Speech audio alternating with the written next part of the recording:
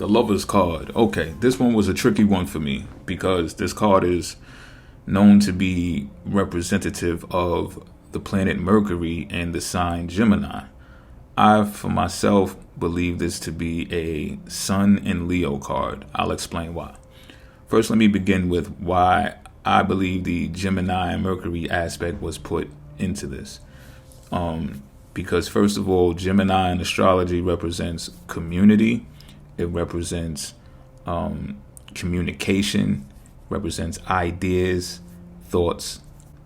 People who were empowered during this time that these cards were generated, which was a long time ago.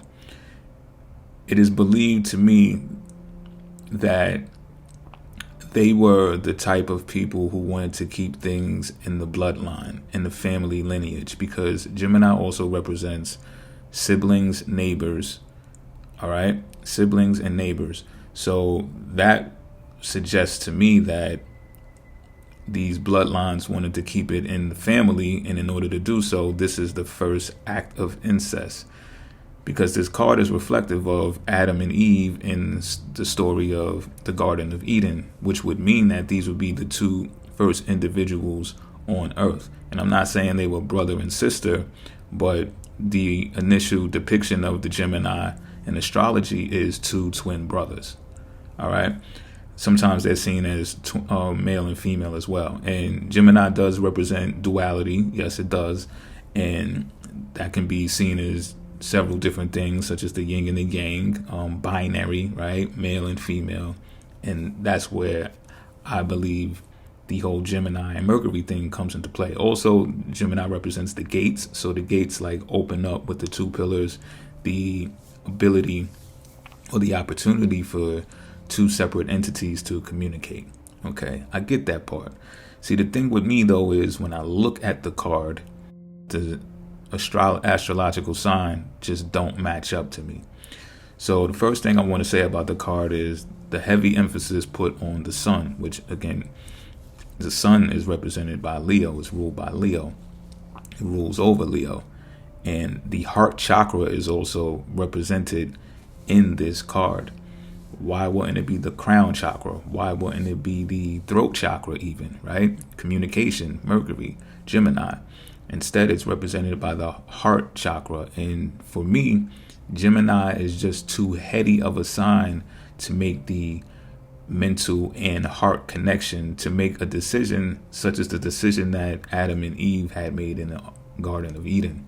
So the heavy emphasis on the sun, which is bright yellow, means this is optimism, meaning there's going to be a positive situation with this story. Now, as the story is told to us, this was the worst story of mankind, right? If you let it be told the way that it's framed in a lot of aspects.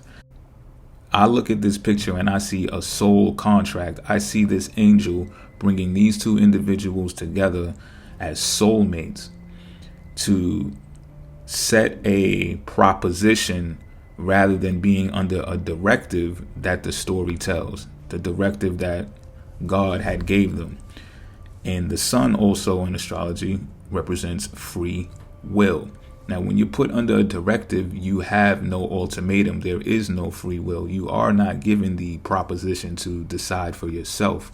And the sun card in Leo represents individuality, personality, and free will. Eve, take close note to Eve standing by the tree of good and evil with the serpent speaking to her. Eve, unlike Adam, is looking up at the sun. Adam is represented as the divine masculine, which is the sun also in astrology. Eve, being the feminine, is looking up at the sun. And I'm not going to say in an envious energy, but looking up at the sun as to know and realize that the choice that she's about to make is out of free will. And she is making the decision to be submissive to her man or the man, the divine masculine. And in the embryo, the genealogy of the human anatomy begins as female, and then it develops into the male. So all males were women at one point when being developed in the womb. So Eve is probably calculating this, understanding this, and realizing that in order for her to develop her individual self, she's going to take the risk also associated with the sun in Leo in astrology is gambling. She's going to take the risk of being submissive to the divine masculine, to give the fruit to him, to eat of it, and make their own choices out of free will. Now, Adam standing near the tree of life is kind of oblivious, and he's just focused on her, meaning or suggesting to me that whatever she chooses to do, that's what he's going to rock with. When this card is drawn, it means that two entities have to look at themselves inward and outward in order to develop themselves. Again, I'm saying themselves, right? Now the number 6 is there, and the number 6 means cooperation, being cooperative, and also represents family matters and stuff like that. So I believe that the number 6 is there accurately, right? And at the same time, again, they are amongst this angel under the guise of a contract that they're being brought together purposely, intentionally. So when I look at the Genesis story, I look at it as a setup anyway.